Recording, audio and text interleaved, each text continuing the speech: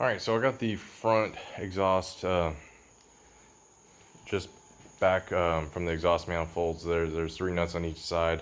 I got those unbolted. It was 14 millimeters on all 3 of the nuts. Took a lot to break them loose, so I was just using an 18-inch breaker bar to start with, and then I went to a 21-inch breaker bar. I'm sure if I used impact gun, it would have came off a lot easier. Probably would have risked breaking the studs a little less, but none of them actually broke for me, thankfully.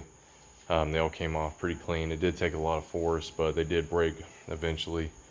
I don't really use a lot of power tools. I have some. I have, air tools. I have an air compressor. I just hate listening to that thing running all the time, so mostly just do everything by hand, using hand tools, breaker bars, sockets, just ratchets most of the time, wear myself out. But so next up, I got it all unbolted. There was a brace right next to those belts there that was holding the cats up. Like I said, the exhaust on this has already been cut right after the cat, so I don't have any other hangers to worry about. There was a couple of brackets, clamps that were connecting it to right at where the transmission's at. 212 millimeters. The bracket that was underneath the cat, those was also 12 millimeters. So now I'm jacking in the exhaust up using this Low Pro 3-ton floor jack that I borrowed from Tyler over at Moto Apple on YouTube. He's got a bunch of different projects going on. 350Z, Nissan S12. So he's got a channel. He does a lot of gaming too. So definitely, if you find yourself over here, go check out his channel. We do a lot of work together, and he's actually got my impact gun right now, but I probably wouldn't use it anyways. But back to the exhaust. I got the right side disconnected, so now I'm just putting some pressure up on a little too much right there. Pressure up on there so I can shake the left side out and then lower the whole thing down. After that, I'll disconnect the drive shaft. I don't have anything to plug the drive shaft or the tail shaft on the transmission, unfortunately, right now. So I'm not 100% sure if I'm going to end up doing that today or not. Don't feel like getting gear oil all over the ground. Not with having to be up on here so dang often.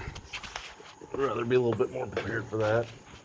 So now I'm just going to see if I can shake this thing loose. Let's see. Well, that was probably not the best lighting. But that side is disconnected. And just need to do this side. I know y'all aren't going to be able to see that with how YouTube deals with its contrast ratios and stuff, but yeah, a little life. The entire bottom side of this heat shield on this exhaust pipe is flattened and scraped to shit. I don't know how flat these things normally are. You probably are loving these angles I'm giving y'all, but yeah, just need to shake this thing loose. I don't know if I'm able to do it while holding the phone, so I'm going to pause the video and try not to kill myself up underneath here. So, wish me luck. Pause. Alright, so got it loose. I have no idea if there's anything else holding it, but we'll find out as I send it with the lower with this jack. It's probably gonna hang up. There's probably something I forgot. I have no idea what I'm doing, so we'll see what happens. Oh yeah, it's hung up for sure because Jack ain't even touching the damn thing. Gotta find out what it's hidden. Let me.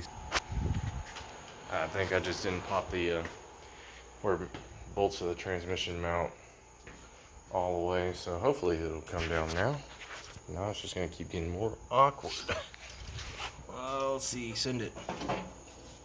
Oh yeah, there it comes. All of its glory. Real short.